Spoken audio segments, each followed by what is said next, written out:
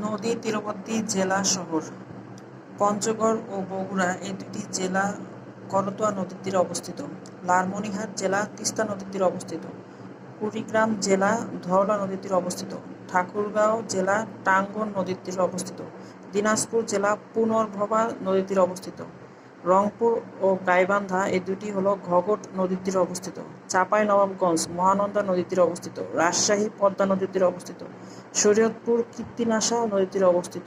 পাবনা ইছামতি নদীর তীরে অবস্থিত। সিরাজগঞ্জ যমুনা নদীর তীরে অবস্থিত। কুষ্টিয়া গড়াই নদীর তীরে অবস্থিত। গোপালগঞ্জ মধুমতি নদীর তীরে অবস্থিত। নড়াইল চিত্রা নদীর তীরে অবস্থিত। খুলনা ভৈরব ও রূপসা নদীর তীরে অবস্থিত। সিলেট সুনামগঞ্জ সুরমা নদীর তীরে অবস্থিত। মৌলভীবাজার মনু নদীর তীরে অবস্থিত। ব্রাহ্মণবাড়িয়া তিতাস নদীর তীরে অবস্থিত। ঢাকা বুড়িগঙ্গা নদীর অবস্থিত। নারায়ণগঞ্জ শীতলক্ষ্যা নদীর তীরে অবস্থিত। গাজীপুর তুরাগ